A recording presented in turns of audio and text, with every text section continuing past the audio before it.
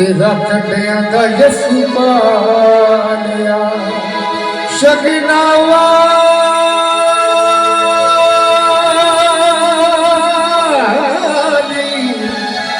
शगनावा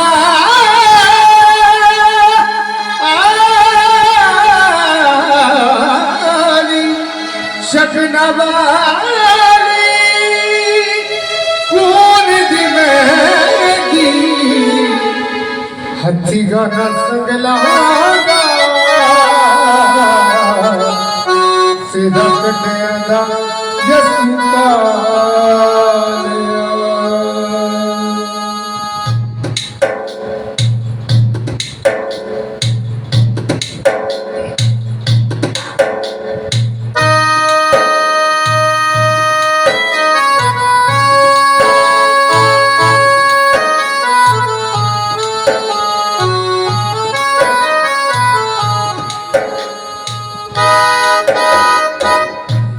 शगनावा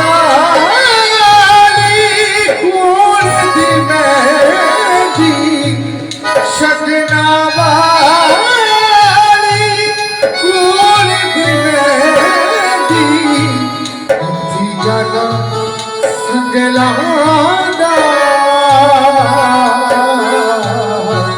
तेरा कटिया दा यसु पालिया हथी गाना संगलांदा तेरा कटिया दा यसु पालिया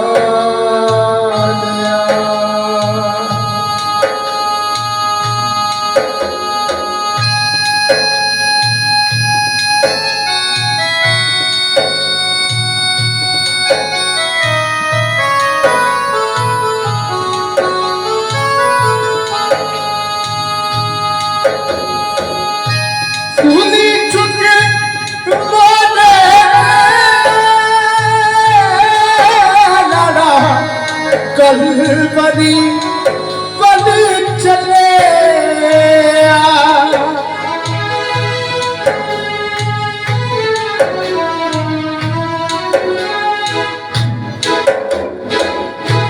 सुनी चुके मोने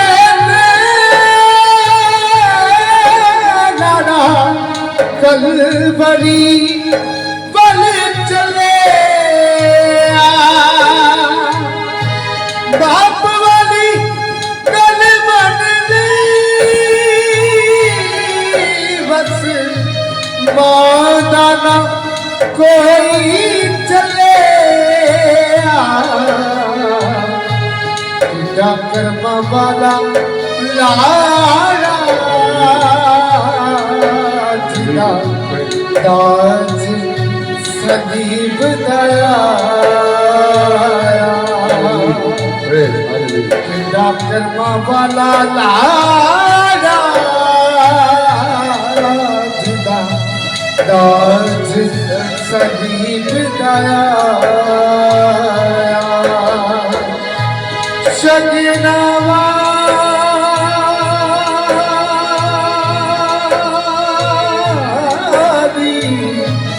शगनावा कौन दी मेहंदी हथी गाना संगलांदा तेरा कटिया दा यसु पालिया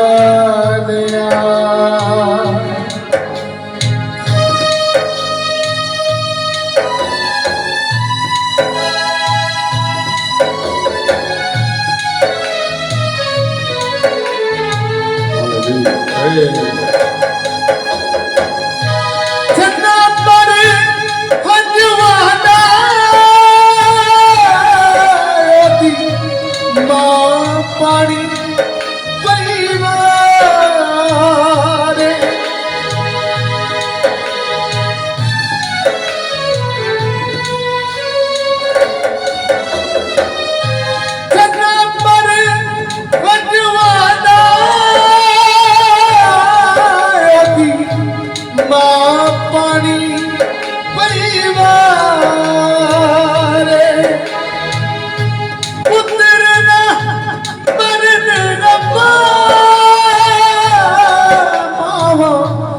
रो रो पोतिया हारे तेरे ना मरने ना मावा रो रो पोतिया हारे मावा रो रो पोतिया हारे दिनों कोड़े मार दे दादा रैया जुल्म कमाया दिनों कोड़े मार दे दादा रैया जुल्म कमाया शगनावा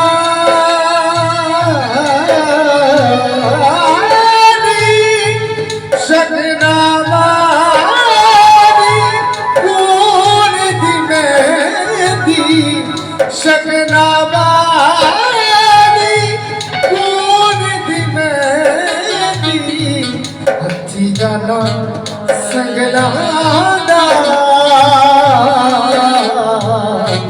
तेरा कन्या दा यसू पालिया तेरा कन्या दा यसू पालिया तेरा कन्या दा यसू पालिया तेरा कन्या दा यसू पालिया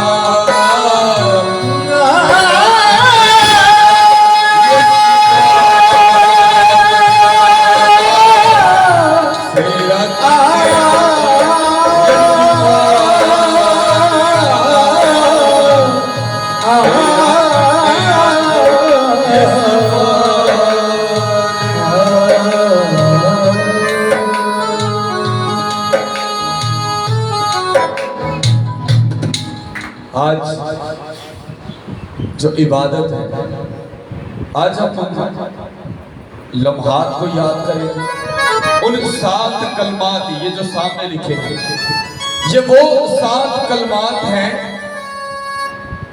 जब मसीह खुदावंद के पास चंद लम्हात थे हम जैसे लोगों से बात करने के, जब वो हमारे दरमियान जमीन पर नहीं बल्कि सलीब पर खड़े, उसके ऊपर उन्हें टांग दिया गया, उनके हाथों में और उनके पांव में एक कील, उनको जहां तक हो सका उन लोगों ने एक उस शख्स पर जुल्म ढाए जो बिल्कुल बेगुनाह था। हमारी जिंदगी में हजारों बार ऐसा होता है कि हम गुनाहगार और बेगुनाह दोनों का जायजा नहीं लगा पाते, हम गलती पर गलती करते हैं। उससे यह होता है कि हम गुनाहगार थे। मेरे अजीजों, आज इबादत का जो तरीका है, स्पेशली क्वायर के लिए हम एक अंतरा और एक स्टाई गाएंगे।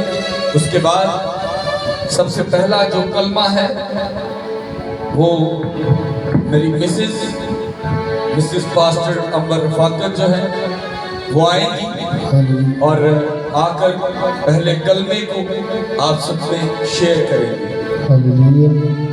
Praise Hallelujah.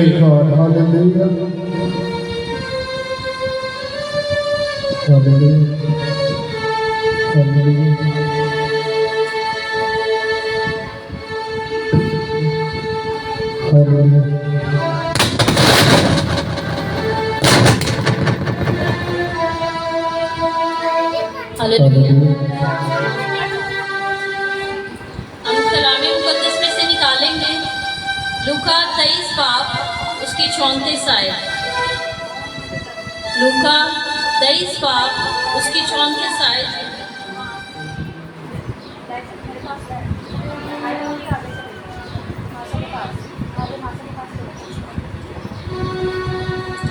लूका 23 बाब उसकी 34 आयत।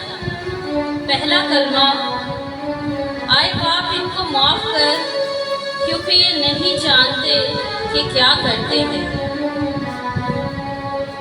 आए बाप इनको माफ कर, क्योंकि ये नहीं जानते कि ये क्या करते हैं। इस कलमे में सबसे पहले यीशु ने अपने बाप से कहा, क्या है बाप इनको माफ कर, ये नहीं जानते कि ये क्या करते हैं। इस बात की अलामत है कि यीशु अपने बाप से अपने अज़ली ताल्लुक का होने का इकरार करते हैं, जो उसका और उसके बाप का है। यीशु अपने बाप से दरख्वास्त करते हैं कि आए बाप इन्हें माफ़ कर, ये नहीं जानते क्या करते हैं। आज हम इंसान होते हुए बहुत से गुनाहों में फंसे हैं और हमारे यीशु ने हमारे लिए अपनी जान दी कि हम इस गुनाहों भरी ज़िंदगी से रिहाई पा सकें, क्योंकि उसका ज़मीन पर आने का मकसद ये था कि इंसान की माफ़ी हो सके। पहले आदम से लेकर आखिरी इंसान तक जो इस दुनिया में आएगा, उसकी मुआफ़ी के लिए खुदावंद यीशु मसीह ने अपनी जान दी, ताकि हम एक अच्छी और अब्दी ज़िंदगी हासिल कर सकें। फिर कहते हैं, इनको माफ़ कर, ये नहीं जानते कि ये क्या करते हैं। इस आयत में इंसान की नाअहली को जाहिर किया गया है, क्योंकि इंसान नहीं जानता कि उसकी हकीकी ज़रूरत क्या है। इंसान आज की दुनिया में अपने गुनाहों में घिरा है। वो नहीं जानता कि अपनी ज़िंदगी को किस रास्ते पर लेकर जाए। वो इस बात को भी नहीं जानता कि यीशु मसीह ने अपनी जान हम इंसानों के लिए दी। खुदावंद यीशु मसीह कहते हैं कि बाप इनको माफ़ कर, इन्हें नहीं पता कि इंसान जो बदकारियाँ, बुराइयाँ और गुनाह कर रहे हैं, उससे उनकी ज़िंदगी तबाह और बर्बाद हो रही है। और वो इंसानियत के लिए अपने बाप से हमारी माफ़ी की दरख्वास्त करते हैं, ताकि हम अब्दी ज़िंदगी हासिल कर सकें और उसके बाप होने का इकरार करें। आमीन।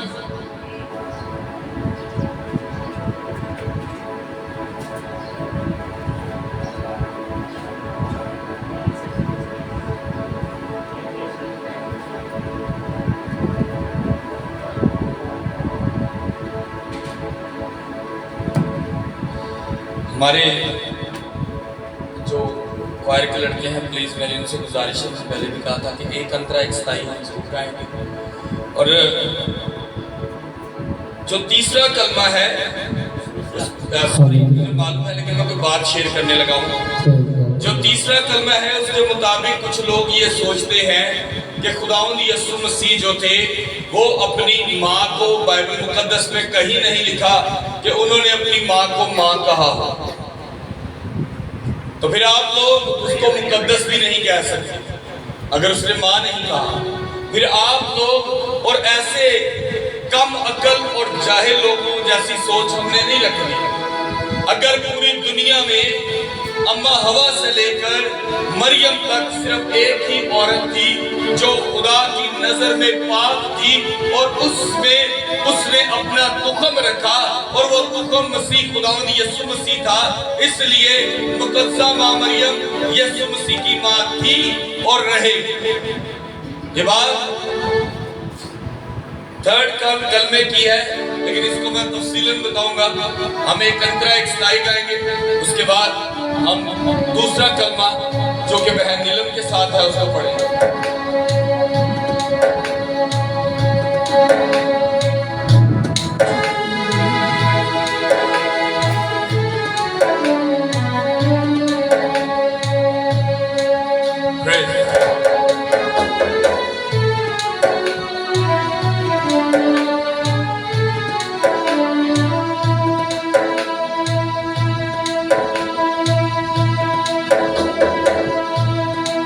नहीं सदीप मोले मरियम दे लाल में, नहीं सदीप मोले मरियम दे लाल में, ओरिया दीवार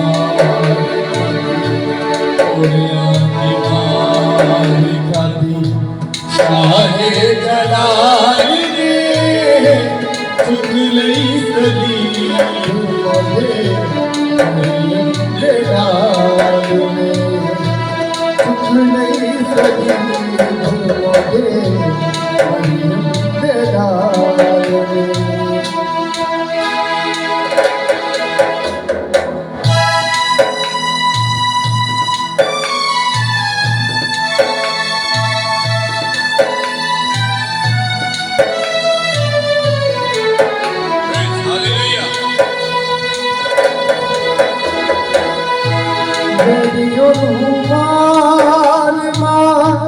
कलवरी न जाम दे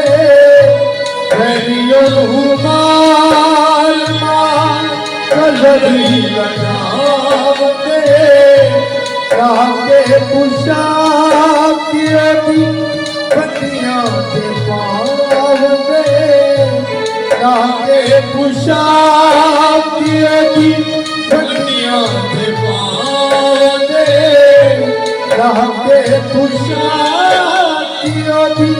बतियां के पाव दे मार मार चटालोगे जीते हार मार मार चटालोगे जीते हार थोड़िया बीमार कदी थोड़िया बीमार कदी शाहे जलाल ने चुक लई सलीब मोदे मरियम दे लाल ने। दूसरे कलमे के लिए हम बहन नीलम को सामने दावत देंगे।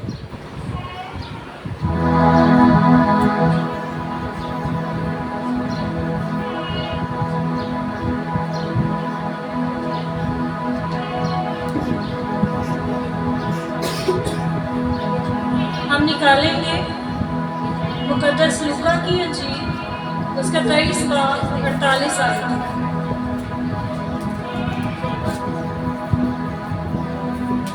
मुकद्दस लूका की इंजील 23 बाब 48 आयत।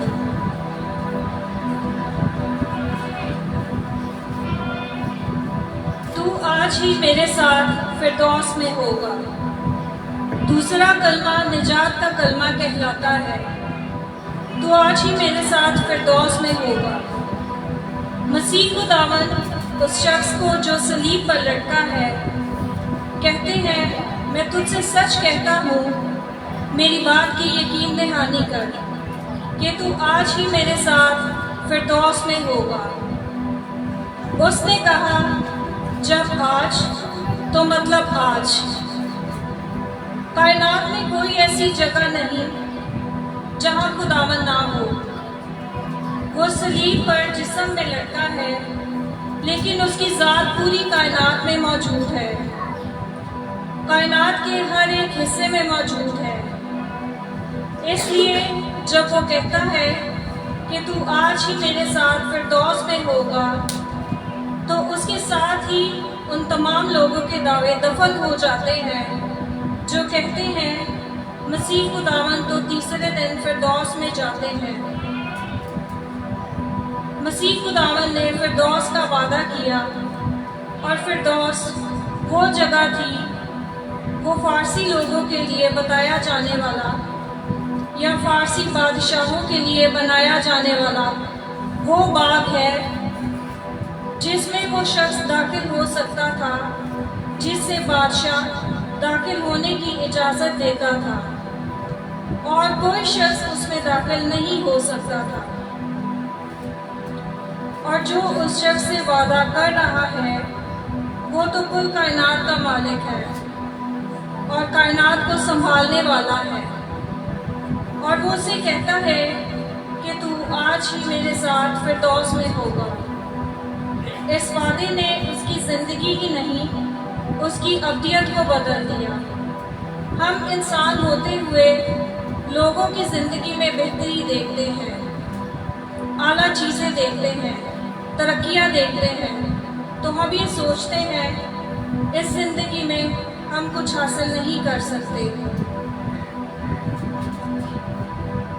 अगर आपकी अब्दियत, आपकी हमेशा की ज़िंदगी तबाह हो गई तो सब कुछ ख़त्म हो गया। इंसान सारी ज़िंदगी जीता है, डर के मरता है, गुनाह करता है, लेकिन आखिर में जब मसीह खुदावन उसे ये वादा दे दिया तो उसकी अब्दियत हमेशा तक यीशु मसीह में महफूज हो गई। आमीन।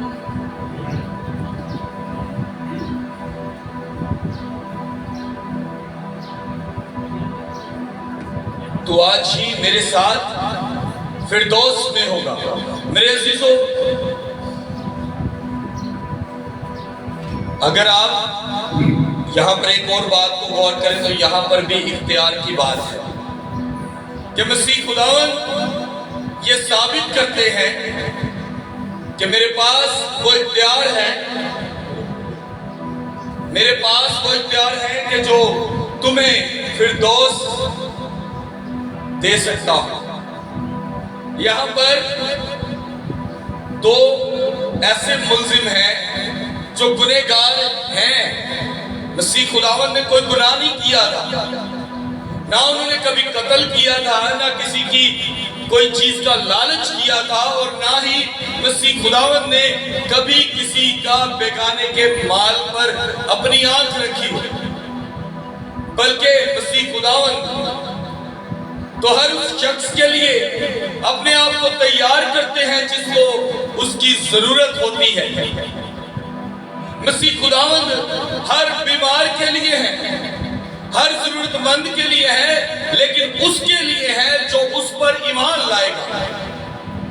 यहां पर दो शख्स हैं, एक हम जैसा बदकार जो कहता है अगर तू खुदा है तो मेरी जरूरतों को पूरा कर, और एक वो शख्स जो उस पर इतना ईमान लाता है कि वो कहता है कि आए खुदावंद, जब तू अपनी बादशाही में जाए तो मुझे याद रखना।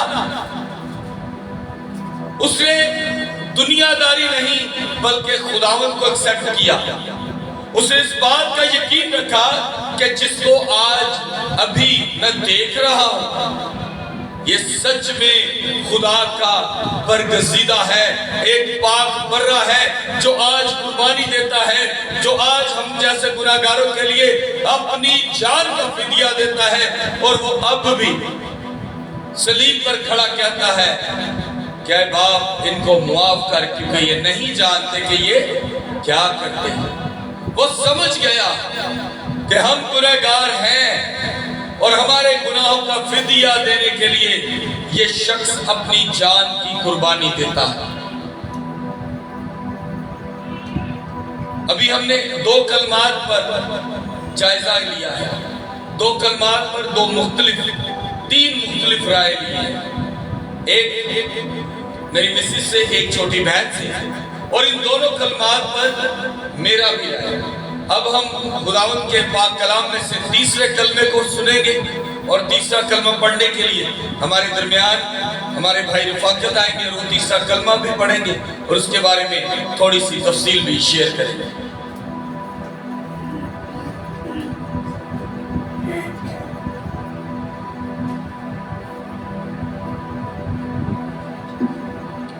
खुदावंद में आप सबकी सलामती हो।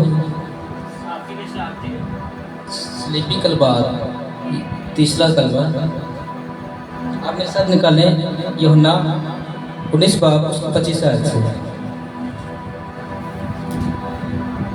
और यीशु मसीह की सलीब के पास उसकी माँ और उसकी माँ की बहन मरियम क्लियोपास की बीवी और मरियम मगदलीनी खड़ी थी, पास खड़ी थी। यीशु मसीह ने अपनी माँ और उस शागिर्द को जिससे मोहब्बत रखता था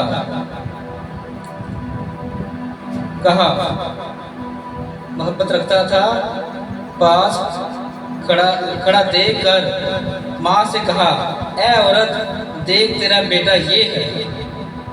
फिर शागिर्द से कहा, देख तेरी माँ ये है। और उसी वक्त से वो शागिर्द उसे अपने घर ले गया।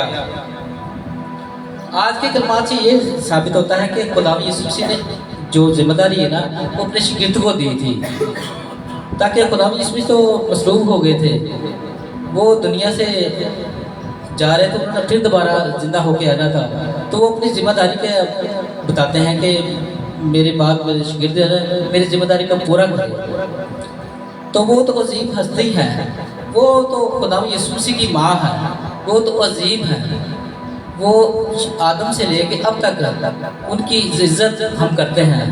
वो अजीम माँ है, माँ मरियम, जिसके हम दुआएं भी करते हैं। आज के इस कलमात से हमें ये साबित होता है कि माँ की इज्जत करनी चाहिए। आमीन।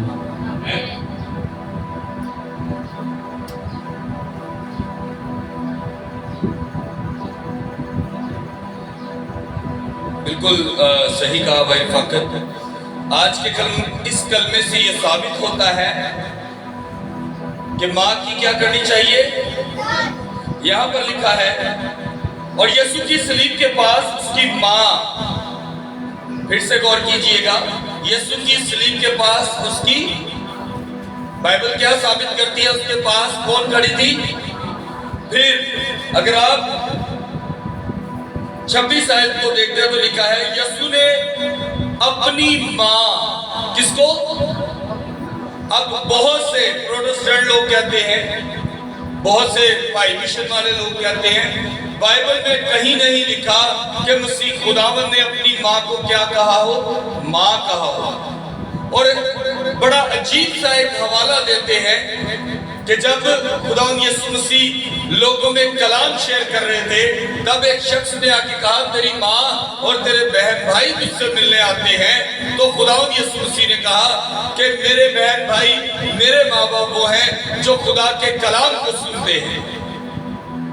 मेरे अजीजों, अगर खुद खुदावन यीशु मसीह अपनी माँ की इज्जत ना करते तो वो कैसे साबित करते कि बाइबल मुकद्दस के मुताबिक अपने माँ बाप की इज्जत करते रहो। एहबार की किताब 10 अहकामात, उसके बाद इमसाल की किताब, ज़बूर, हर किताब में कहीं ना कहीं माँ बाप की इज्जत करने का जिक्र है। और खुद जब वो जिस्म में जमीन पे आए और अपनी माँ की इज्जत ना करता, ऐसा हो सकता है? वो तो शरीयत के हर काम को पूरे करने आया था। जब खुदावंद यीशु मसीह को कहा गया कि तेरी माँ और तेरे भाई उससे मिलने आते हैं, तब खुदावंद यीशु मसीह ने प्रायोरिटी पता किसको दी थी? उन लोगों की जो उस वक्त पर खुदा के कलाम को सुन रहे थे।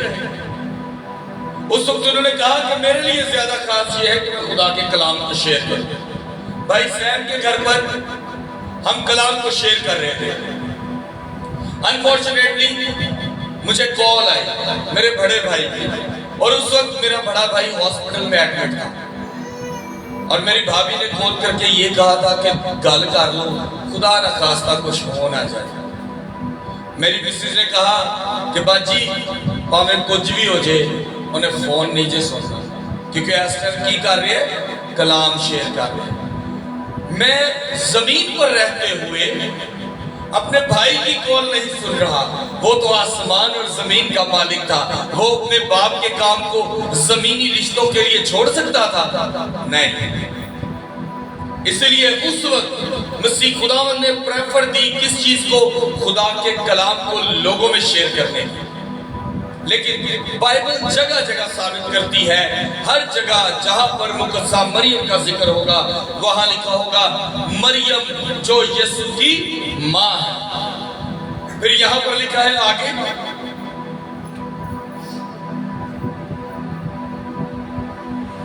और उस शागिर्द को जिससे मोहब्बत रखता था पास खड़ा देखकर मां से कहा, आए औरत देख तेरा बेटा ये है।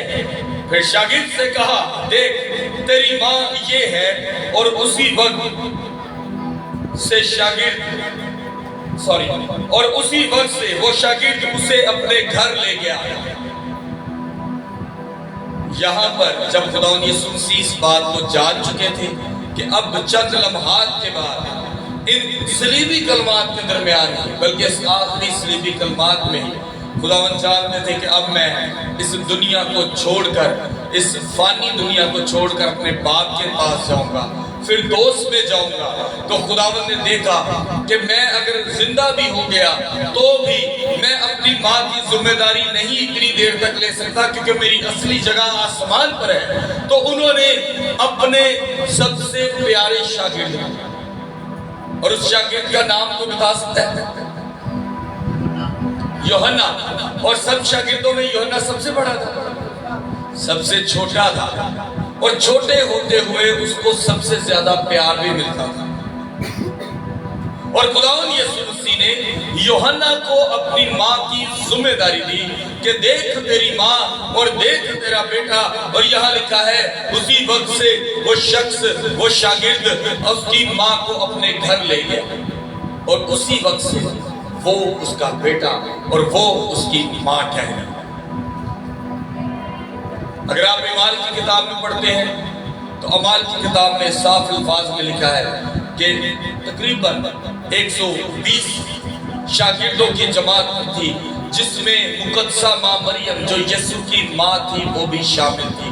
क्योंकि जब खुदावंद यीशु मसीह आसमान पर चले गए तब उनकी माँ भी उनके शागिर्दों में शामिल थी। सो मेरे अजीजों, बातों को समझना, उन पर अमल करना हमारे लिए बहुत जरूरी है। हम गीत गाएंगे भाइयों के साथ मिलकर। इसके बाद चौथा कलमा है जो भाई सुलेमान से करेंगे। हम पहले गीत गाएंगे, खुदावंद की प्रस्तुति करेंगे। सबके गुनाह उठा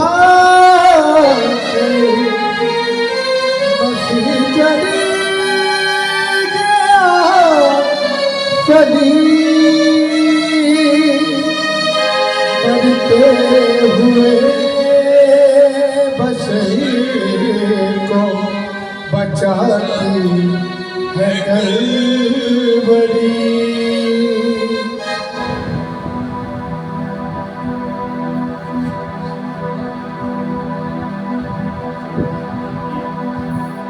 Praise, hallelujah.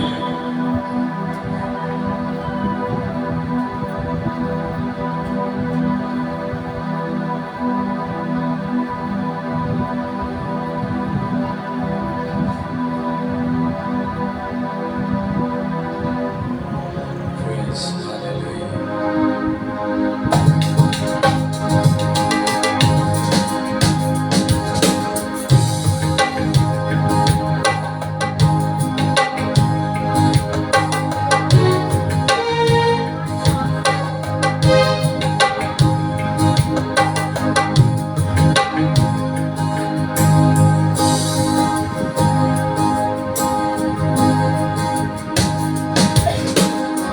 खुद के हो खुदा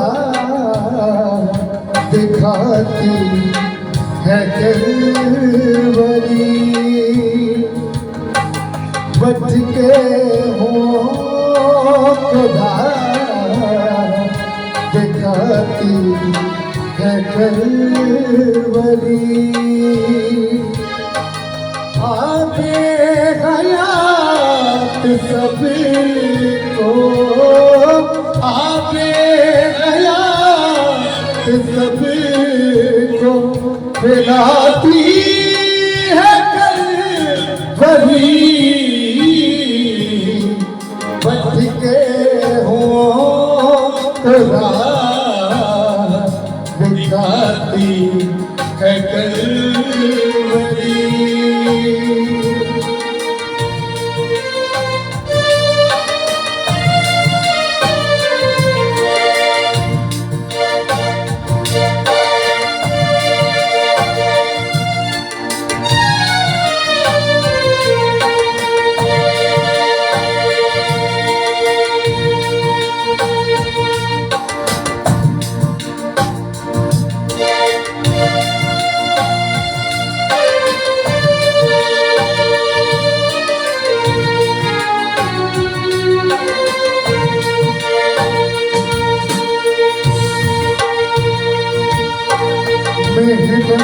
उठाने वाले सब कुछ ले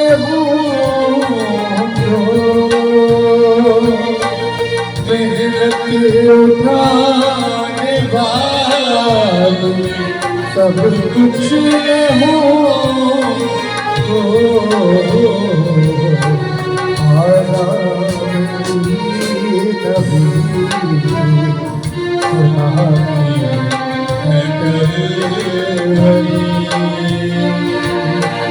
आबे हयात सबको आबे हयात सबको पिलाती है कभी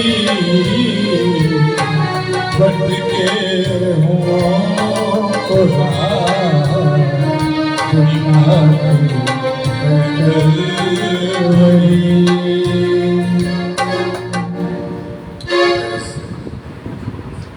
अब हम चौथा कलमा भाई सुलेमान से सुनेंगे।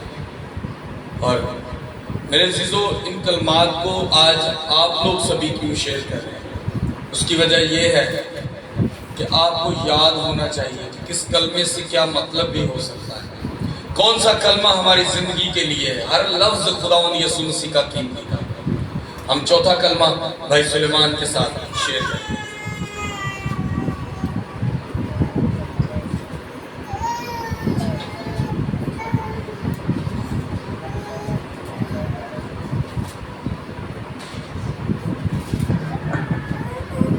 आए हम खुदावंद के कलाम में से देखेंगे मत्ती की अंजील उसका 46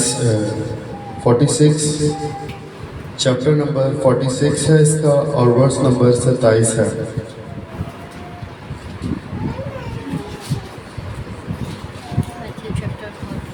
मत्ती की अंजील उसका 46वां बाब और उसकी 27वीं आयत को हम पढ़ेंगे। 27 बाब है, 40वीं आयत है।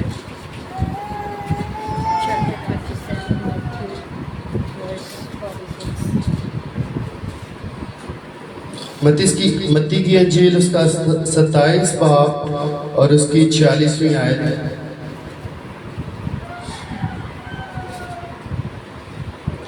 और तीसरे पहर के करीब यीशु ने बुलंद आवाज से चिल्लाकर कहा, एली एली लमा शबक्तनी, यानी ऐ मेरे खुदा तूने मुझे क्यों छोड़ दिया। आमीन। जो आज हमारा टॉपिक है वो चौथा कलमा है और इसमें एक अल्फाज यूज हुए हैं कि इसमें मसीह ने कहा कि ऐ मेरे खुदा तूने मुझे क्यों छोड़ दिया। क्या आप इस भेद को समझते हैं? आए हम खुदावंद के कलाम में से सीखते हैं कि जब यीशु ने सलीब पर ये अल्फाज कहे तो इन अल्फाजों का मकसद क्या था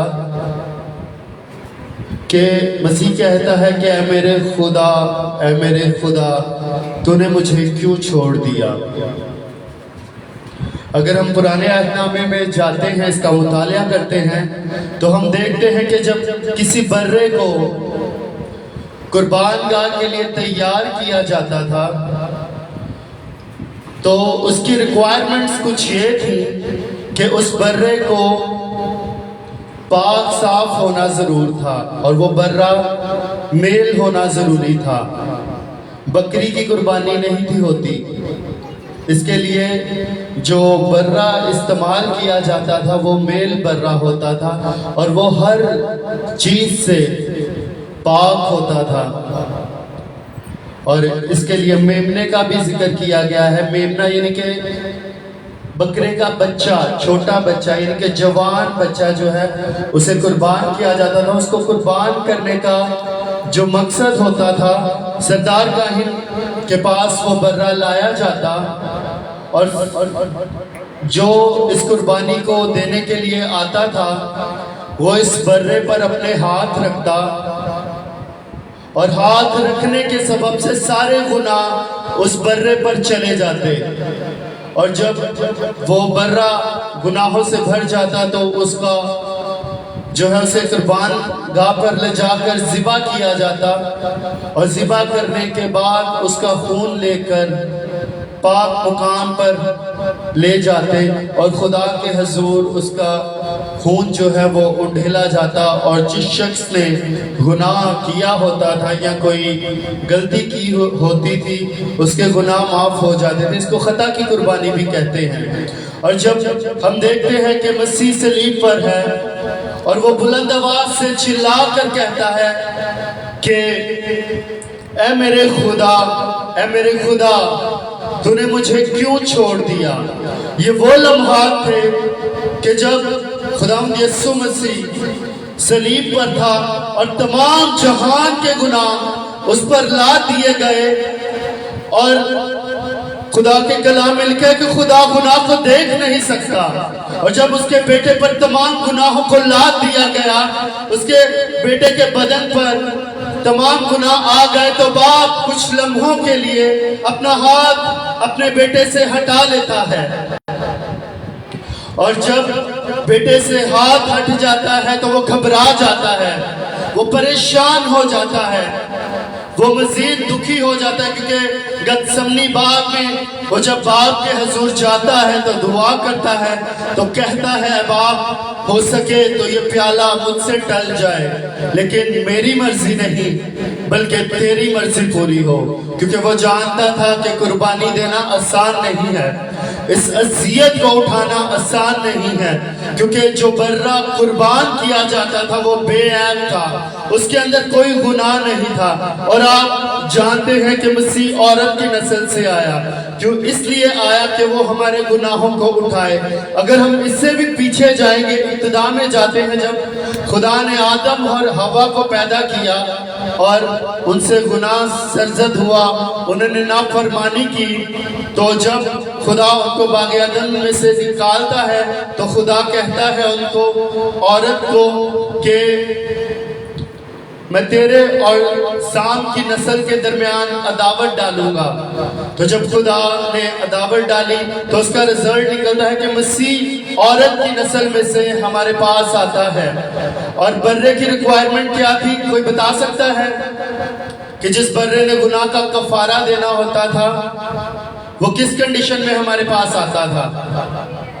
बेऐब। और हमें पता चलता है कि जो सलीब पर कुर्बान हो रहा है वो एक बेऐब बर्रा है। वो क्या है?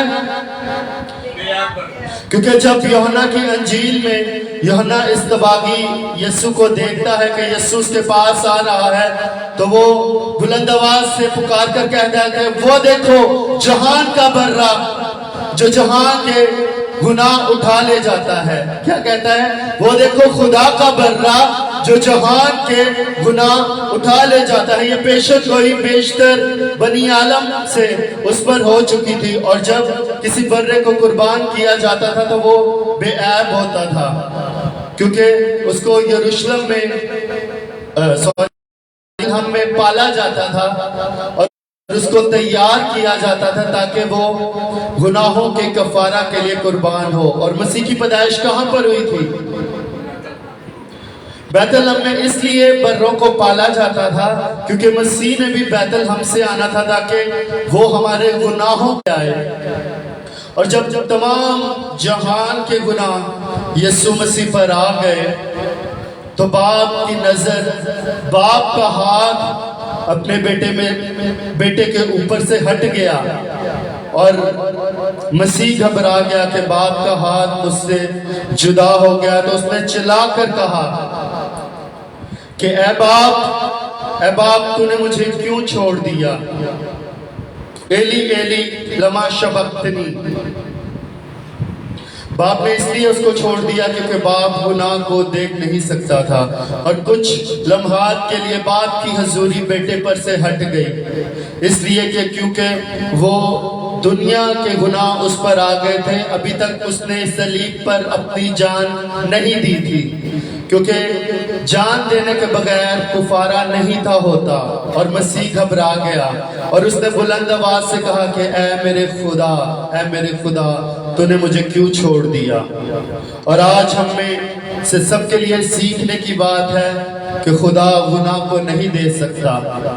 बेशक हम जितने मर्जी अच्छे कपड़े पहने, तैयार हों, अच्छी बातें करें, लेकिन जब तक हम मसीह को अपना शख्सी निजात दहिंदा कबूल नहीं करते, तब तक हमारे गुनाहों का कफारा नहीं होता। आज ज़रूरत है कि हम अपने आप को गुनाहों से पाक करें। ये लम्हात है कि हम तौबा करें ताकि बाप सदा अपना हाथ हम पर बढ़ाए रखे। बाप ने उसको चंद लम्हों के लिए छोड़ा था, परमानेंट नहीं छोड़ा था। और बाप चाहता है कि हर एक जान की तौबा तक नौबत पहुंचे। खुदावंद आप सबको बरकत दे, आमीन।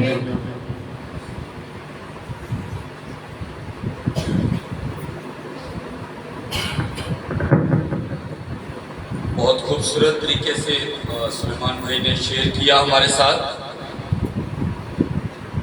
एक जो भाई सुलेमान ने बताया कि पाक बर्रा कैसा होता है, 2-3 और भी अलामतें होती हैं। कोई जानता है पाक बर्रे की 2 या 3 अलामतें और कौन सी?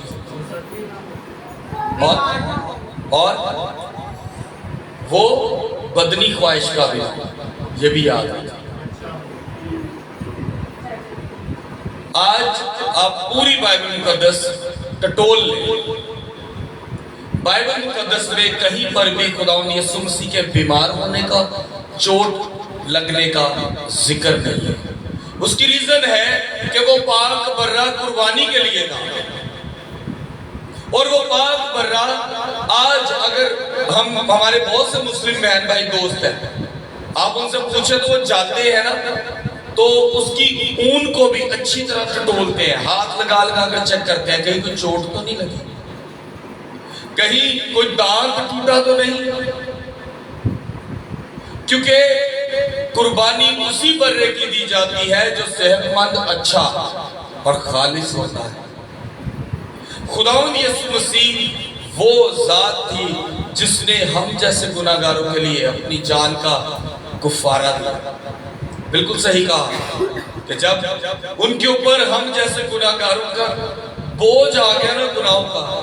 आज बहुत से मसीही ये सोचते हैं कि शायद मैं मसीही हूं तो वो मेरे लिए बहुत बड़ी बात है, मैं मसीही हूं तो जी मैं बेस्ट हूं, मैं पैदा हुआ मैं मसीही हूं, मेरा मरना जनाजा मसीही हो गया मैं मसीही हूं, मेरा निकाह मसीह हो गया मैं मसीही हूं। लेकिन मेरे अजीजों, मसीह मसीहियों के लिए नहीं मोया, ये बात अपने दिलो दिमाग में रखा। वो तमाम कुल कायनात के लिए, हर बशर के लिए, हर उस जानदार के लिए जो सांस लेता था, हर उस शख्स के लिए, वो चाहे बुत परस्ती क्यों ना करता हो, चाहे वो ईमान में मजबूत था या नहीं था, उसके लिए आज हम लोग सोचते हैं कि शायद मसीह तो मेरे लिए मोया था, मैं मसीही हूं इसीलिए मेरे लिए। वो कुल कायनात के लिए उसने अपनी जान का फिदिया दिया। मेरे अजीजों, अगर मसीह ना आते, अगर कुर्बानी ना होती उनकी, उस पाक बर्रे की कुर्बानी ना होती, तो आप जानते हैं कि जब खुदा ने इंसान को बनाया तो खुदा ने एक वक्त पर आकर यह भी कहा कि मैं किन्ना नूं बना दिता है। उन्होंने फील होया कि मैं गलती कर दी इंसान को बना के। अगर मसीह खुदावंद अपनी जान की फिदिया ना देते, कुर्बानी ना देते, तो आज हम सब भी शायद 40 दिन और 40 रात तक बारिश तो हुई, लेकिन शायद बारिश का तो खुदावंद ने वादा कर दिया था, फिर शायद जमीन फट जाती, क्योंकि हम गुनाह से टलते नहीं हैं, हम अपनी गलती को तस्लीम नहीं करते। हमारा 40 रोजे रख लेना या नैनवा की तरह 3 दिन का रोजा रख लेना, आस्तर की तरह रोजा रख लेना, मूसा की तरह रोजा रख लेना लाजम नहीं, जब तक कि हम खुदा के हुक्मों पर अमल ना करें। अगर आप नैनवा की स्टोरी पढ़ते हैं तो एक तरफ योना नबी मुनादी करता है कि 40 दिन बाद नैनवा खत्म। कितने दिन बाद? ਅੱਜ ਅਸੀਂ रोजे कितने रख रहे हैं? 40। फिर नैनवा में एक और मुनादी की गई। वो दूसरी मुनादी किसकी थी? कि हम 3 रोज के रोजे रखेंगे और खुदा के कहर से और उसके गजब से। बाइबल में वर्ड इस्तेमाल हुआ है गजब, मतलब गुस्सा, उसका कहर हम पर ना आए। उन्होंने ऐसे रोजे रखे कि 3 दिन और उन्होंने रोटी चाट ली, उन्होंने टाट ओढ़ ली, उन्होंने खाक पर बैठना ग्वारा किया। और जब खुदावंद यीशु मसीह से किसी ने पूछा कि बड़ी निशानी क्या है, तो खुदावंद यीशु मसीह ने कहा सबसे बड़ी निशानी यह है कि योना नबी मछली के पेट में रहा 3 दिन तक। मेरे अजीजों, आज आप सबकी जिंदगी में लाजिम है इस बात का जानना कि वही वो पाक बर्रा है जिसने हम सब के लिए अपनी जान का फिदिया दिया। वही वो पाक जात है जो हम सबको बदलने के लिए यहाँ पर हमेशा मौजूद रहती है। हम हमेशा कहते हैं कि खुदावंद हमारे दरमियान है। वो कहने की बात नहीं, वो आज भी यहाँ मौजूद है। वो आपके दिलों के भेद को जानता है। हमें लाजम है कि खुदावंद पर ईमान रखना, क्योंकि वो पाक बर्रा, उसने अपनी जान का फिदिया दिया ताकि हम सब अपने गुनाहों से क्या हो, अपने गुनाहों से क्या हो, निजात पाए, आजाद हो। हम एक गीत गाएंगे, उसके बाद 5वां कलमा एल्डर सैम के साथ।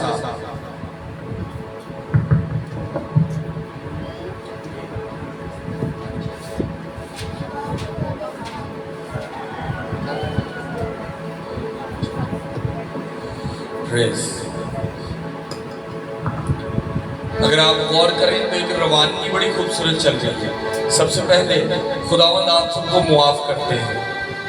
मसीह यीशु जो बात करते हैं वो मुआफ करने की है। दूसरी कि वो आपको ईमान मजबूत करने की बात करते हैं कि तू आज ही मेरे साथ फिरदौस पे होगा। मतलब कि आप लोग मसीह खुदावंद के पास जा सकते हैं अगर आप ईमान रखो और मुआफी के कलमे पर अमल करो। उसके बाद तीसरा कलमा कि मसीह खुदावंद शरीयत को पूरा करते हैं ताकि गुनाह हमारे ऊपर सरजद ना हो और हम गुनाह में रहते हुए माँ बाप को ना छोड़ दें। और चौथा कलमा था कि उन्होंने अपनी जान चौथा कलमा था कि उन्होंने खुदा से कहा कि तूने मुझे क्यों छोड़ा। इससे साबित हुआ कि उन पर हमारे पूरे जहान के गुनाह आन पहुंचे थे। हम गीत गाएंगे एक अंतरा एक स्थाई पहले की तरह। वो मेरे गुनाहों को गले से लगाए, वो मेरे गुनाहों को गले से लगाए, कलवर को गया मेरे लिए सूली उठाए। वो मेरे गुनाहों को गले से लगाए, वो मेरे गुनाहों को गले से लगाए, कलवर को गया मेरे लिए सूली उठाए। वो मेरे गुनाहों को गले से लगाए लगाए।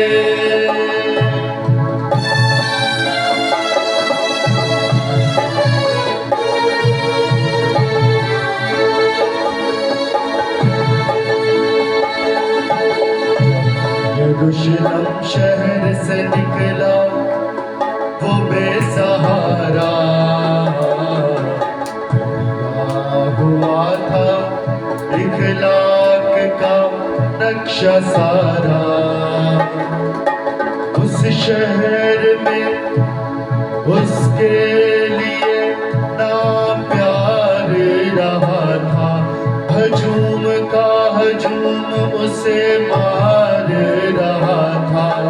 थी दुख से भरी मेरे मसीहा की सवारी, रास्ता था पहाड़ों का कठिन, सूल थी भारी।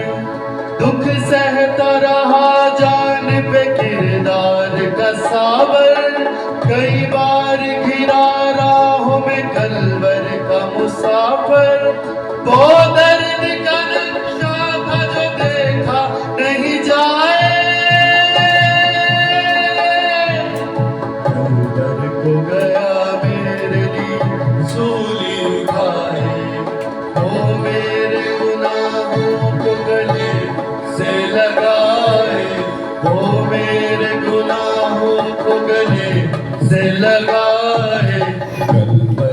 गया मेरे लिए सूली उठाए, वो मेरे गुनाहों को गले से लगाए। अपनी आंखों को बंद करेंगे, चल हम हाथ के लिए दुआ करेंगे। Praise hallelujah. ऐ मसीह खुदावंद, तेरा शुक्र अदा करते हैं, तेरा तुझे धन्यवाद कहते हैं। ऐ खुदावंद, हम जैसे गुनाहगारों के लिए तूने अपने हाथों पर कील, अपने पाँव में कील लगवाई, सर पर कांटों का ताज, और खुदावंद फिर भी मुँह से हम जैसे गुनाहगारों के लिए माफ़ी के अल्फाज तेरा शुक्रिया अदा करते हैं। ऐ मसीह खुदावंद, हमारी जिंदगी में तेरा ही नाम है। हम आज इकरार करते हैं कि हम गुनाहगार हैं, और खुदावंद इस बात का भी इकरार करते हैं कि तूने अपनी जान का फिदिया दिया। ऐ खुदावंद, हम पर हमेशा तेरा फजल रहेगा, हम पर हमेशा तेरे मोहब्बत का कर्ज रहेगा, हम हमेशा तेरी मोहब्बत से भरे रहेंगे। ऐ खुदावंद, हम सब पर तेरा फजल वाला हाथ है, तेरा शुक्र अदा करते हैं। तूने हम जैसे गुनाहगारों के लिए अपनी जान का फिदिया दिया। खुदावंद, हमें माफ़ कर कि हम आज भी गुनाहगार के गुनाहगार हैं। खुदावंद, हम हमेशा तेरे हुजूर झुकने वाले और ताबियादार हैं। यीशु के नाम में आमीन।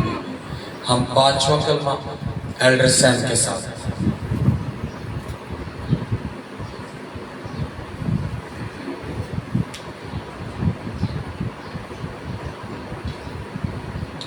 खुदावंद में आप सबको मेरी तरफ से सलाम। आज हम कौन सा दिन मना रहे हैं? कौन कौन बताएगा? Good Friday. किस किस को पता है कि यह दिन हम क्यों मनाते हैं? क्यों मनाते हैं? हाँ जी, हमारी निजात का दिन है। और कौन बताएगा इस दिन क्या हुआ था? हाँ जी, खुदावंद यीशु मसीह को सलीब दी थी। आए हम देखते हैं सलीबी कलमात में से पांचवा कलमा, और पांचवा कलमा है बाइबल में से मेरे साथ देखें मुकद्दस यूहन्ना की इंजील उसका 19 बाब उसकी 28 आयत। मुकद्दस यूहन्ना की इंजील उसका 19 बाब उसकी 28 आयत, और उसमें यूं मरकूम है, जब यीशु ने जान लिया कि अब सब बातें तमाम हुई, तो इसलिए कि पाक कलाम का लिखा पूरा हुआ, उसने कहा मैं प्यासा हूँ। आमीन। यीशु ने क्या कहा? मैं प्यासा हूँ। ये बात अगर हम देखें तो एक दफा पहले भी बाइबल में लिखी हुई है। अगर आप गौर करें, ये इससे सेम मिलती जुलती एक दफा बात पहले भी बाइबल में लिखी हुई है। जब खुदावंद उस सामरी औरत के पास गया कि मुझे पानी पिला, मैं प्यासा हूं, और उस औरत ने क्या कहा कि मेरे पास तो बर्तन नहीं है, और खुदा उसे क्या कहता कि अगर तू जानती कि मैं कौन हूं तो मैं तुझे जिंदगी का पानी देता। और आज कौन पानी मांग रहा है? वो हमारा जिंदा यीशु नासरी, जो जिंदगी का पानी देने की कुव्वत रखता है। और आप जानते हैं कि खुदा ने पानी क्यों मांगा? वो चाहता तो वो वैसे भी खुद को अपनी जान सलीब पर दे सकता था, लेकिन खुदा इंसान की सूरत में हमारे लिए जमीन पर आया। और जब इंसान थक जाता है, हार जाता है, हम काफी ज्यादा जब कहीं से दूर से चल के आते हैं तो हमें प्यास लगती है, लेकिन जब खुदावंद सलीब उठाकर दर बदर चल रहा था और गिरता ठेठे खाता फिर उठता, तो खुदावंद को प्यास लगी, यीशु नासरी को प्यास लगी, और उसने कहा मैं प्यासा हूँ।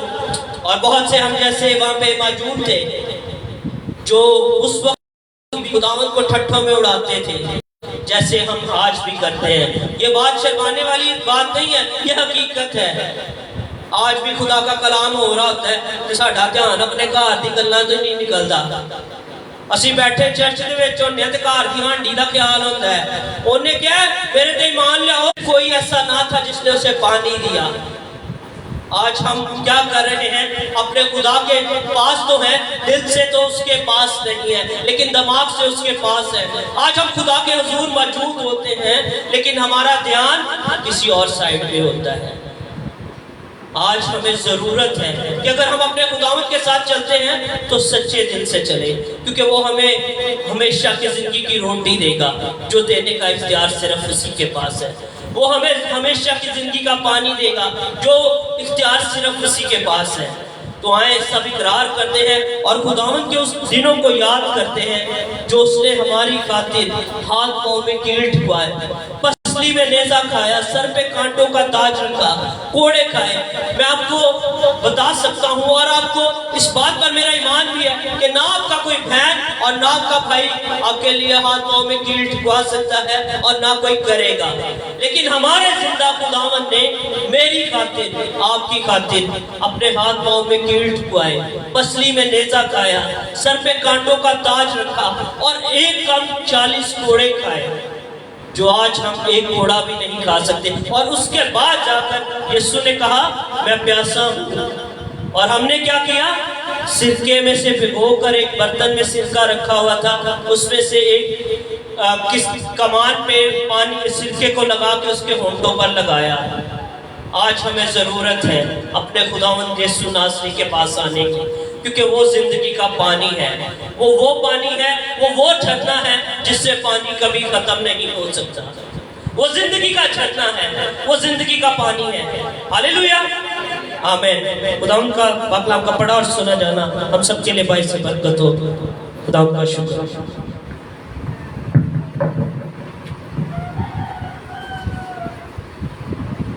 वो आज भी प्यासा है, वो आज भी प्यासा है, क्योंकि आज भी हम लोग वैसे ही गुलाम हैं। अभी सुलेमान भाई एक सेकंड के लिए खड़े होंगे। जो भी आपने गीत गाया उसकी लाइन सिंपली पढ़ सकते हैं, जो नीचे वाले शेर हैं, बगैर बजाए बगैर गाए उसको ऐसा बोल सकते हैं। लाने लगे सूली पे जो तस्वीर वफा की, करने लगे गुस्ताख ये तहकीर खुदा की। इससे पहले जब यरूशलेम से निकला वो बेसहारा, बदला हुआ था इखलाक का नक्शा सारा। अब आप यहाँ पर गौर करें, जब उसने सलीब उठाई और उस इलाके से गुजरा जहां पर वो शिफाएं देता है, जहां पर लोग अपने मरीज कहते हैं चारपाइयों पर लाइन में लेकर खड़े होंगे, मैं तो कहता हूं वहां पर रश में पल्लू छूकर शिफाएं, लोग आकर कहते हैं, वो पास आकर कहते हैं कि आ मेरी बेटी को देख, और एक आके कहता है तेरा टाइम जाया हो गया, बेटी मर गई, और अगर ठहर जा मैं तेरे नाल जाना। वहां पर इखलाक का तो मंजर ही बदल गया। क्या हम आज वैसे बने कि जो पहले कहते थे होशाना, खुदावंद जिसका हम इंतजार करते वो आ गया, या हम उन्हीं लोगों की तरह अपने इखलाक को बदलें जो बाद में कहेंगे इसे सलीब दो, इसे सलीब दो। लाजमी बहुत से लोगों को किसी से पूछा जाए तो कहेंगे हाँ जी असी खजूरा दे द्वार ते पूरा जुलूस कढ़िया है, और जब हम गुनाह फिर करते हैं तो हम उन्हीं लोगों में से हैं जिनके इखलाक का मंजर ही बदल गया, जिन्होंने फिर वही नारा लगाया इसे सलीब दो, इसे सलीब दो, क्योंकि हम गुनाह तो छोड़ नहीं सकते। फिर वो कहता है मैं प्यासा हूं, वो आज भी प्यासा है, क्योंकि वो आपके लिए और मेरे लिए अपनी जान का फिदिया इसलिए देता है ताकि हम अपनी हरकत को बदलें। मैं अगर पानी पीऊंगा तो मेरी क्या चीज खत्म होगी? प्यास। उसने अपनी जान का फिदिया दिया किस लिए? अगर आप मेहनत करके घर आते हैं तो आपकी औलाद आपको पानी का एक गिलास दे दे तो आपको क्या हो जाता है? सुकून हो जाता है। दो चीजों का, एक कि प्यास बुझ गई, दूसरी चीज कि आपकी औलाद आपके दरमियान हुक्म आपका मानने के लिए, आपकी ताबेदारी के लिए। आज उस खुदावंद ने अपनी जान का फिदिया दिया और वो फिर कहता है कि मैं क्या हूं? प्यासा हूं, क्योंकि हम आज भी गुनाहगार हैं। हम हर चीज को जानते हैं, वी नो एवरीथिंग। हम हर बात को समझते हैं कि ये है गुनाह और ये है अच्छाई। हम गुनाह को अपनाते और अच्छाई को क्या करते हैं, तर्क कर देते हैं। वो इसीलिए कहता है कि मैं प्यासा हूं। वो आपकी मोहब्बत और आपकी तलब का, आपके तालब होने का वो प्यासा है। हम एक गीत गाएंगे, उसके बाद छठा कलमा आपके साथ शेयर किया जाएगा।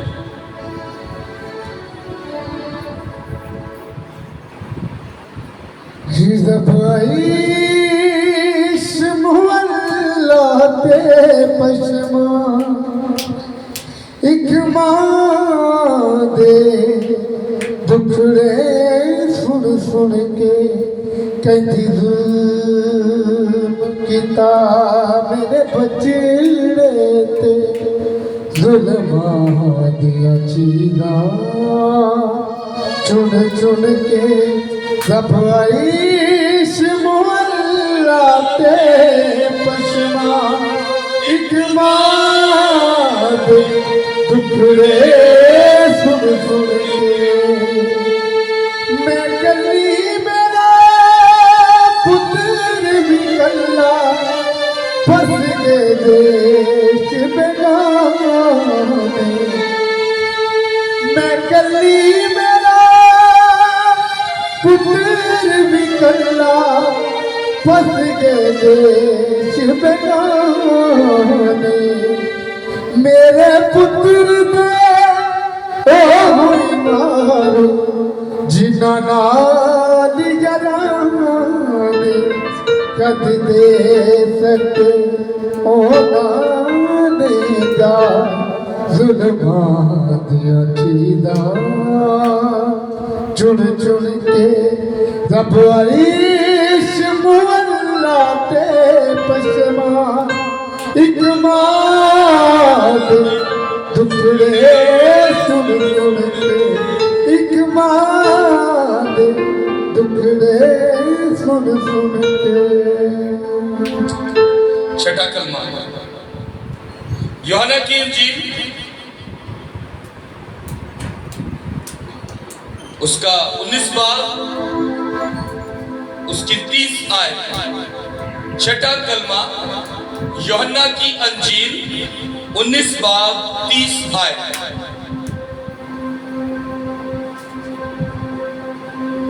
छठा कलमा यूहन्ना की अंजील 19 बाब 30 आयत। और यहां पर यूं मरकूम है, बस जब यीशु ने वो सिरका पिया तो कहा तमाम हुआ।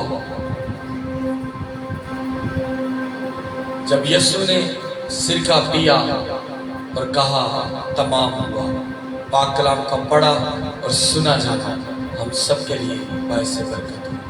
खुदा उनका शुक्र। मेरे अजीजों, ये जो वर्ड है ना, तमाम हुआ, ये मसीह के जान देने की बात अपनी जगह है।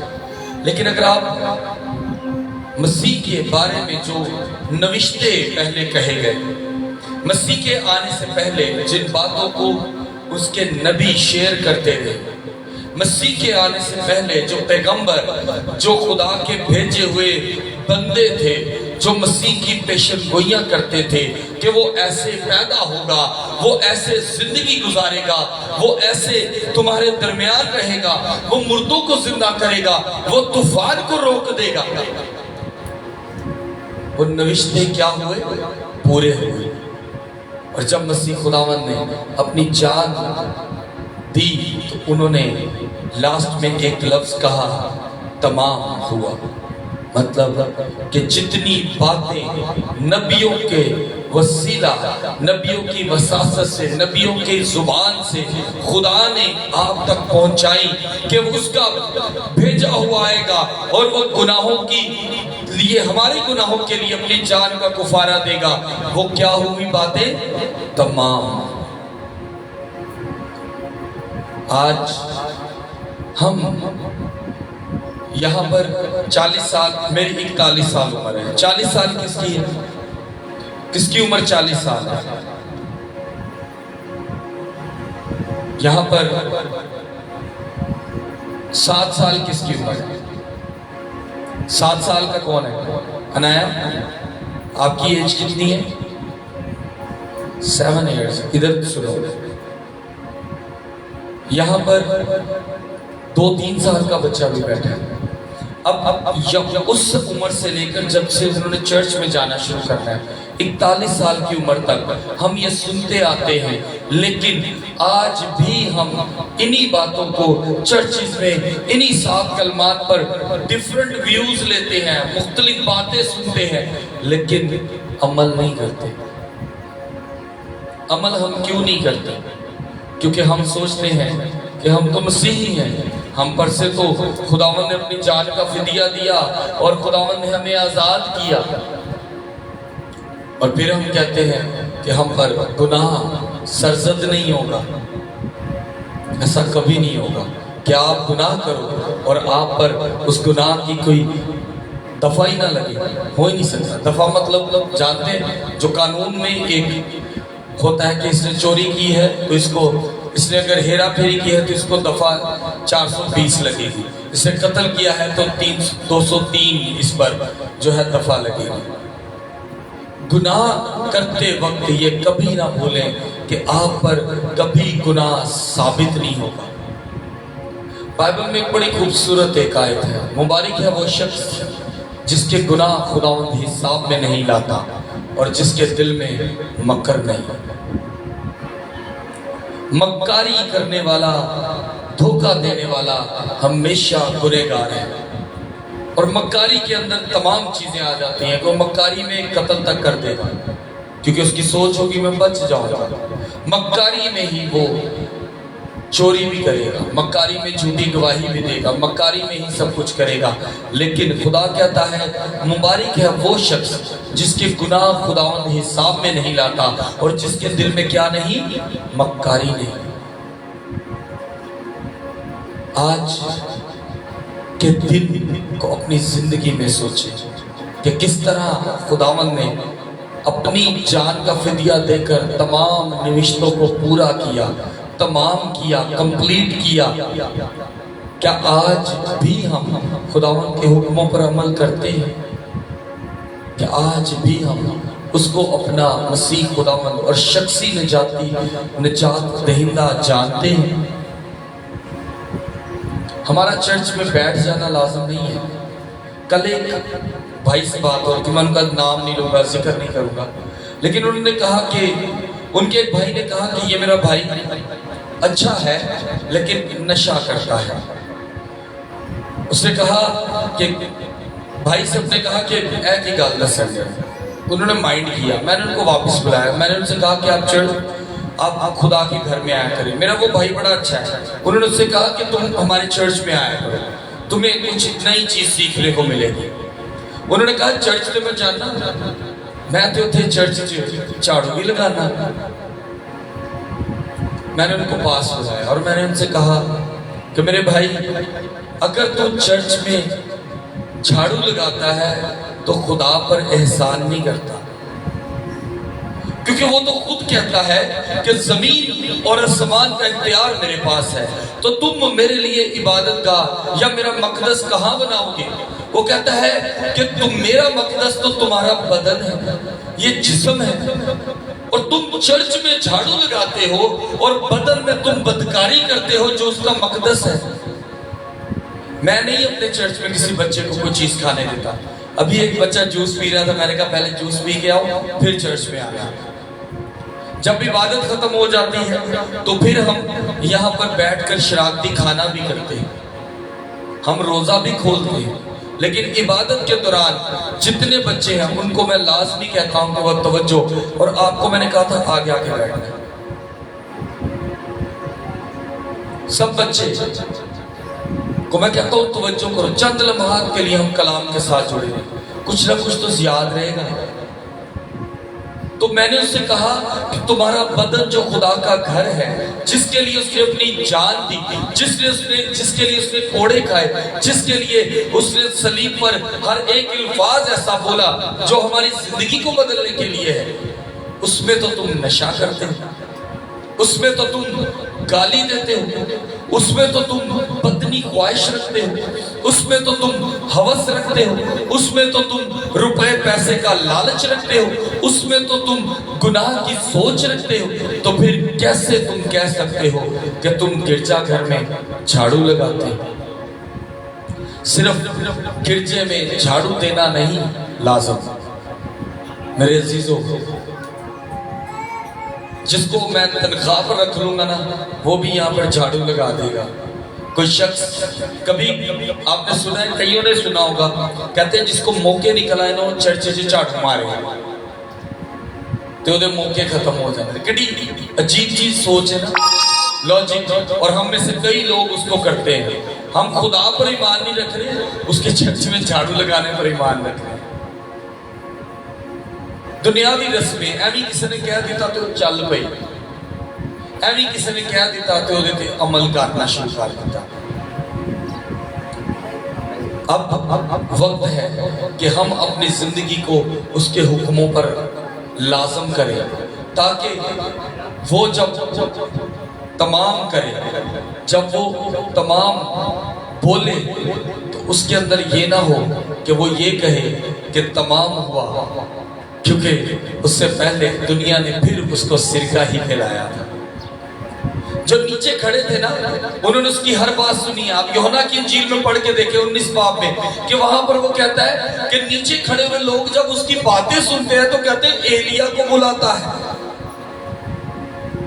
वो ऊपर कहता है कि इनको मुआफ कर दे, वो अपनी माँ की जिम्मेदारी दे के जाता है, वो अपने खुदा से बात करता है, और वो फिर कहते हैं एलिया ना गल्ला कर रहा जी, उससे कहा प्यास लगी, पानी नहीं दिया, हम जैसे गुनहगार ही थे, वो हम ही थे बल्कि कि जिन्होंने फिर गुनाह किया और सिरका उसके मुंह को लगा दिया। और फिर हम कहते हैं मैंने गुनाह कौन सा किया? मेरे अजीजों, हमारा गुनाह करना और सोच समझ कर करना, खुदा हमसे मोहब्बत करता है और हम सोच समझ कर क्या करते हैं? गुनाह करते हैं। और जब हम गुनाह करते हैं तो मेरे अजीजों, हम ये सोचते हैं कि हमें कौन सा खुदा देखता है।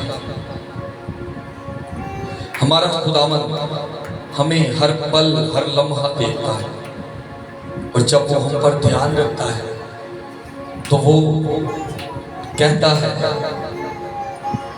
कि जब हम गुनाह वाले हरकतें नहीं ना छोड़ते और फिर उसके मुंह को हम सिरके वाला पानी लगाते हैं, तो वो कहता है तमाम हुआ। नविश्ते भी तमाम हुए और इन गुनाहगारों की हरकतें फिर नहीं बदल रही, और फिर भी हमें मुआफी दे जाता है। उसका आसमानी बाप इतना कुव्वत वाला था कि ना बारिश करता न जमीन फाड़ता, और सांस खत्म हो जाता है। इतनी कुव्वत रखता है खुदा। सोचा कितनी कुव्वत रखता है वो, कि वो अपने बेटे को इख्तियार देता है कि मुर्दा जिंदा कर दे। 4 दिन बाद लाजर को जिंदा हो गया। अपने बेटे को इतना इख्तियार देता है कि वो सिपाही आता है और कहता है कि मेरा जड़ा नौकर है वो बीमार है। कहना मेरे खुदा यीशु मसीह खुद कहते हैं उसको, चल मैं तेरे घर चलूं। कहता है नहीं, मैं बहुत गुनहगार हूं, मैं इस काबिल ही नहीं कि तू मेरे हाथ, लेकिन तू सिर्फ कह ही देगा तो मेरा नौकर क्या करेगा? शिफा पा जाएगा। ईमान रखने वालों के ईमान की बात की जाए तो बाइबल भरी पड़ी है। ऐसे ऐसे लोग कि जो बगैर यीशु ਨੂੰ ਦੱਸੇ ਉਹਦੇ को शिफा ले ली चाहिए। कौन था जिसने बगैर खुदा यीशु मसीह को बताए बरकत हासिल की, शिफा पाई? यस, कैसा इतने सारे बैठे हैं लेकिन सोच रहे केड़ा है केड़ा है। वो औरत जो रश में खुदावंद यीशु मसीह को खुद पकड़ती है, और खुदावंद यीशु मसीह के अंदर ने यहां से इस बात का भी अंदाजा होता है कि मसीह को नहीं पता था कि अभी मैं किसी को शिफा मेरे में से निकलेगी। जमीन और आसमान का मालिक है, हर पल को जानता है। लेकिन ऐसे भी लोग थे जिन्होंने खुदा को ही सरप्राइज कर दिया। ने कहा कि किसी मेरे में से कुव्वत निकली। शागिर्द कहते हैं लोग तुझ पे गिरते पड़ते हैं, कहता है नहीं, मुझ में से कुव्वत निकली है। वो ऐसी, मैं लफ्ज क्या बोलूं, वो लफ्ज ही बल्कि लफ्ज ही बेकार है। वो ऐसा समुंदर कि जिसमें से कशकोल निकाल लो, बाल्टी निकाल लो, टैंकियां भर लो, तुसी घर दे सारे बर्तन भी भर लो तो दी बरकत नहीं कम होगी, उसकी बरकत कम नहीं होगी। वो आपके लिए सब कुछ करने के लिए आज भी तैयार है। वो आज भी चाहता है कि आप सब खुदावंद के पास पहुंचे और मोहब्बत को पाए। Hallelujah, hallelujah. हम सब चंद लम्हात के लिए अपनी आंखों को बंद करेंगे और आखिरी कलमे के लिए खुद को तैयार करेंगे। हालेलुया। और आखिरी कलमे के लिए दुआ करेंगे एवेंजलिस्ट सुलेमान।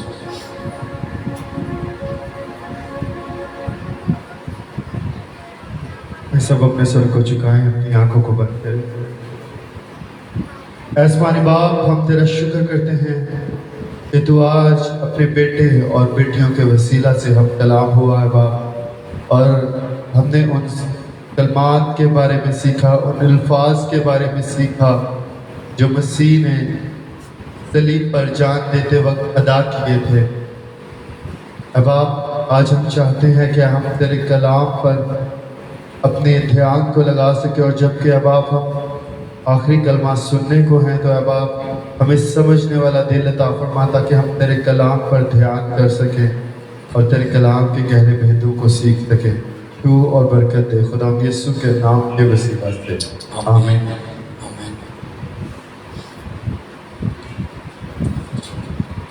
चंद लम्हात के लिए हम सब अपनी आंखों को बंद करेंगे और सब दुआ करेंगे। सब आज अपने गुनाहों का इकरार करेंगे सभी।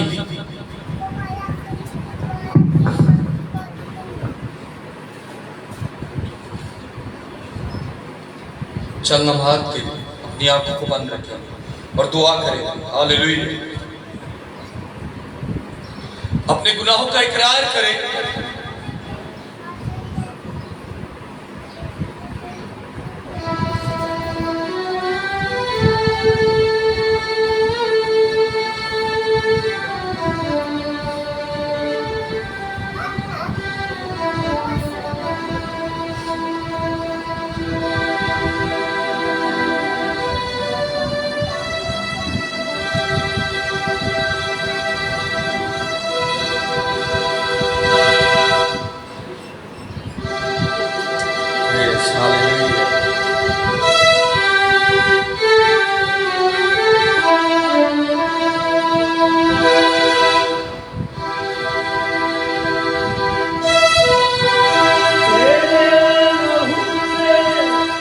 धुलने वाला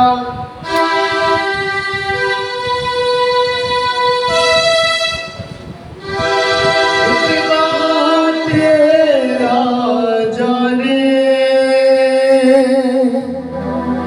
तेरे नाम को पढ़ने वाला ज़ाहिर तेरी पहचाने, तेरे लहू से धुलने वाला रुतबा तेरा जाने, तेरे कलाम को पढ़ने वाला दात तेरी पहचाने, कदूस कदूस कदूस कदूस वो ही है पाक खुदा। इसी दौरान हम अपने कदमों पर खड़े कदूस सब अपने कदमों पर खड़े कदूस कदूस कदूस वो ही है। पर्दा फटा फटी कब्र बात पे फतहा पाई। हालेलुया। कुर्बान होके तूने यीशु मेरी जान बचाई, पर्दा फटा फटी कब्र मौत पे फतह पाई। Hallelujah. Praise. कुर्बान होके तूने यीशु मेरी जान बचाई। कदूस कदूस कदूस कदूस वही है पाक खुदा। हाँ हाँ कदूस ऐसे का कदूस खुदा आसमान की जमीन के खालिक। कदूस हम तेरे हुजूर झुकते हैं वही आज के दिन। हालेलुया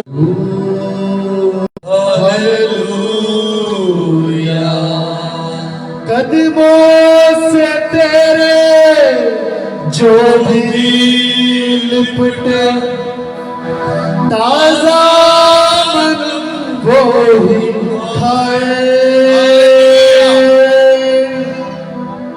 प्रेस्टीज की माला जपने वाला भरपूर जीवन पाए।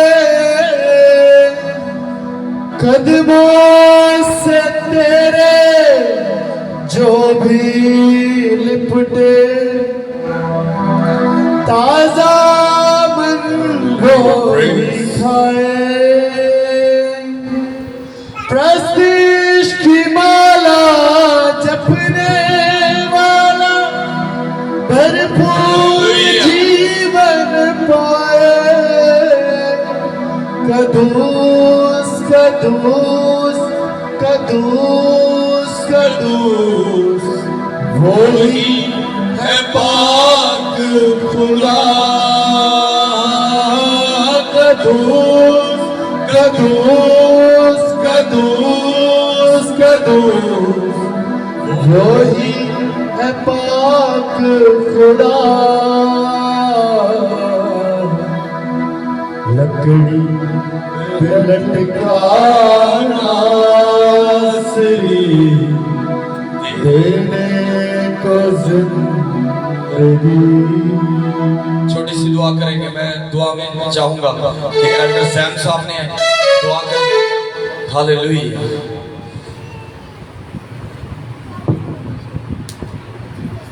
सब अपनी आंखों को बंद रखेंगे और खुदा से मांगना शुरू करेंगे और खुदा को कहना शुरू करेंगे, आए खुदा मैं तेरा शुक्र अदा करता हूँ तेरी दी हुई तमाम नेमतों बरकतों के लिए। और आए खुदा मैं तेरा शुक्र अदा करता हूँ कि तूने मेरी खातिर अपनी जान सलीब कर दी ताकि मैं नजात पाऊँ, मेरा घराना नजात पाए। आए खुदावन तुझ जैसा प्यार ना कोई कर सकता है और ना कोई करेगा। आए खुदा मैं तेरा शुक्र अदा करता हूँ तेरी दी हुई तमाम बरकतों के लिए। आए खुदा तूने कहा जहाँ दो या दो से ज्यादा मेरे नाम से इकट्ठे होते हैं मैं उनके दरमियान में मौजूद हूँ। आए खुदा मेरा ईमान है कि तू आज यहाँ पर मौजूद है। आए खुदा तू हमारी फिक्रों को सोचों को हमसे बेहतर जानता है क्योंकि आए खुदा तू दिल रूह और गुदे गुदे को जानता है। खुदा आए खुदा हाजिर जमायत में जितने भी बहन भाई परेशानी की हालत में है, दुख की हालत में है, खुदा तूने छू अपना पाक लहू पे ढेर दे मेरे जिंदगी नासरी। तू सब कुछ करने की कुव्वत रखता है। आए खुदा मैं तेरा शुक्र अदा करता हूँ कि तूने मेरी बेटी की जिंदगी फिर से बहाल की। ऐ खुदा तूने से सेहत तंदुरुस्ती अता की। ऐ खुदा मैं तेरा शुक्र अदा करता हूँ। मैं तुझसे दुआ करता हूँ तू मेरी दुआ को रद्द नहीं करता। ऐ खुदा मैं तेरा शुक्र अदा करता हूँ। मैं अपने मुंह को खोलता हूँ और तू मेरे मुंह को लबालब भर देता है क्योंकि ऐ मेरी जिंदगी सुनासी तू सब कुछ करने का इख्तियार रखता है। ऐ खुदा हम तेरे उन दिनों को याद करते हैं, उन दुखों को याद करते हैं जो तूने सलीब पर अपनी जान दी। ऐ खुदा तूने मेरे गुनाहों की खातिर, ऐ खुदा तूने मेरा कफारा दिया, तूने मेरी खातिर अपना फिदिया दिया। ऐ खुदा मैं तेरा शुक्र अदा करता हूँ। और ऐ खुदा तू इसी तरह अपने पाक लहू में हमें हमेशा छुपाए रखना, तेरा नाम इज्जत और जलाल पाए। ये सब कुछ मैं मांगता हूँ अपने जिंदा खुदा यीशु नासरी के नाम से, आमीन। इसी तरह प्रस्तिश में आगे बढ़ेंगे और अपने हदिये नजराने खुदावंद के हजूर पेश करेंगे। बॉक्स साइड पे पड़ा है और हम अपने हदिये नजराने बारी बारी जाकर बॉक्स में डालेंगे और हम सब मिलकर बुलंद आवाज से खुदावंद की प्रस्तिश करेंगे और उसका शुक्र अदा करेंगे। और आप सबको बताते जाएं, इससे पहले कि लास्ट प्रेयर की जाए, आप सबको बताते जाएं कि संडे को सुबह 3 बजे चर्च लगेगा और एक ही पाक मास होगी। ऐसा कोई सिस्टम नहीं होगा कि 9 बजे फिर चर्च लगेगा, 10 बजे फिर लगेगा। जो सुबह के चर्च में नहीं आ सकता ना, वो दोपहर के भी ना जाए, वो बेकार है। आप लोग जानते हैं, मैं आपको बताता हूँ, तशरीफ रखे सभी। मैं आपके साथ एक बात छोटी सी और शेयर करूंगा, इसके बाद हमारी इबादत का वक्त खत्म हो रहा है। आपको बताते जाएं कि हम ईस्टर वाले दिन चर्च क्यों जाते हैं, कोई बता सकता है मुझे?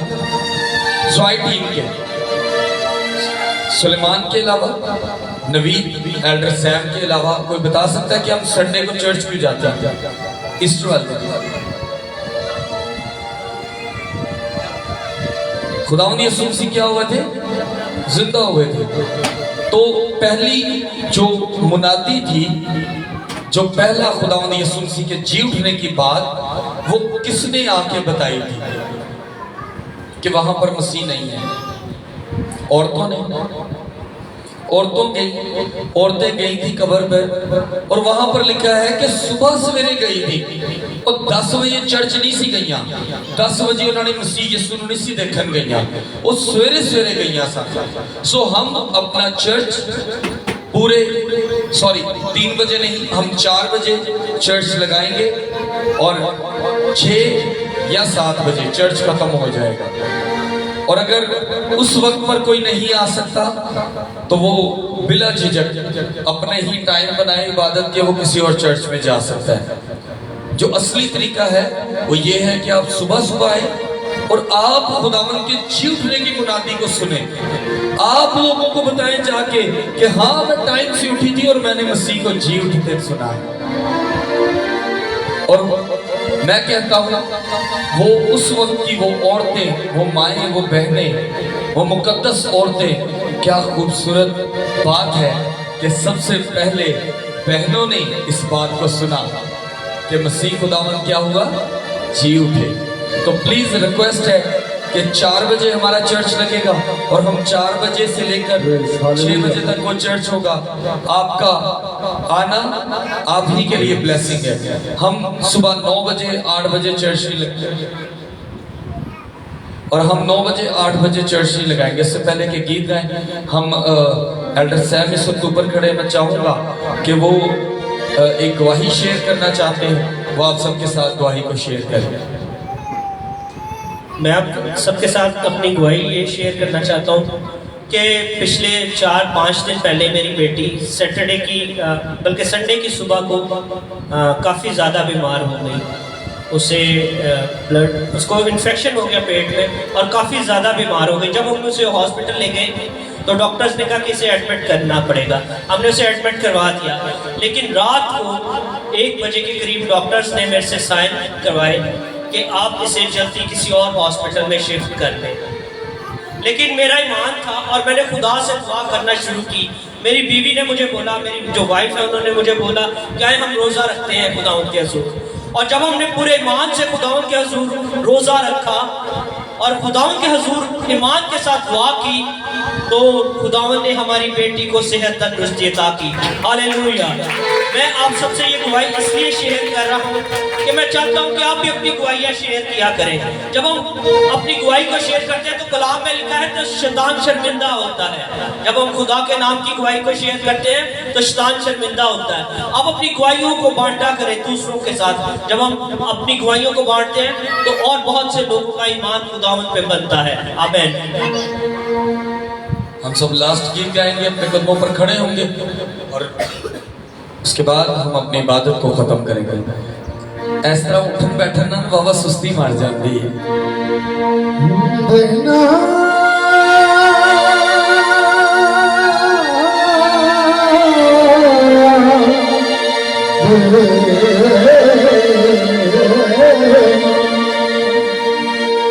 जिंदगी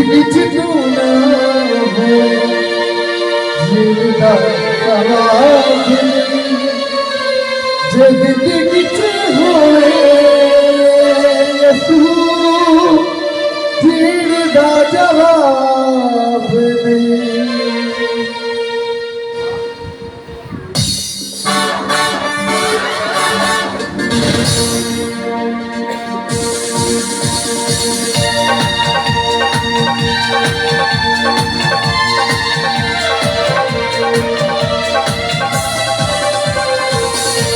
जिंदगी चूना हो जिंदा सवाल नहीं। जिंदगी होए यसू जिंदा जवाब नहीं। जिंदगी चूना हो जिंदा सवाल नहीं। जिंदगी होए यसू जिंदा जवाब नहीं। जिंदगी चूना होए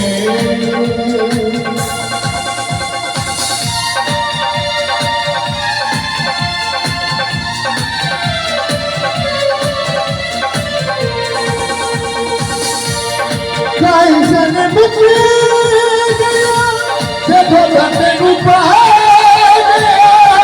सबका जवाब सारा तेरे रब जला गया। कैसन मुझे गया जब तक गया सबका जवाब सारा तेरे रब जला गया। आज जब तूने हम जैसे गुनाहगारों को अपनी जान का फिदिया इन सब की जिंदगी आज हम तेरी कुर्बानी को याद करते हुए अपने सर को झुकाते हैं और खुदा अपने गुनाहों का इकरार करते हैं। खुदा हमेशा अपना फजल रखना और हम सब हमेशा तेरे जलाल से भरे इसी यीशु के नाम में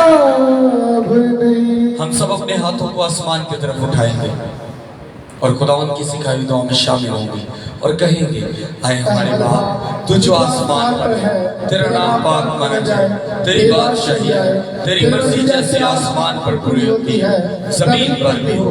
हमारे रोज की रोटी आज हमें दे और जिस तरह हम अपने कर्जदार को माफ करते हैं तू भी हमारे कर्ज हमें माफ कर। हमें आजमाइश में न ला बल्कि बुराई से बचा, क्योंकि बादशाह कुदरत और जलाल हमेशा तेरी है। आमीन। खुदा बाप की रहमत पाकों का फजल पाकों की रफाकत और शाकत अब से लेकर हमेशा तक हाजिर जमात के साथ हमारे उस भाई के साथ भाई राजा वॉल्टर के साथ जिन्होंने आज हमारी कलीसिया के लिए रोजा खोलने के लिए खाना भेजा, खुदावंद उनके साथ कदर रिज़्क़ की पूरी टीम के साथ और हाजिर जमात के हर एक बेटे बेटी के साथ हमेशा हमेशा रहे। और इसी तरह भाई सैम के साथ भाई रफाकत के साथ जिन्होंने आज के रोजा खोलने में हम सबके साथ मिलकर मदद की। खुदावंद आप सबको बरकत दे, सबकी जिंदगी में खुदावंद का जलाल यकसा रहे इसी यीशु के नाम में। आमीन आमीन। खुदा बाप बेटे और उनकुदस के नाम में आमीन आमीन। बुलंद आवाज से आमीन।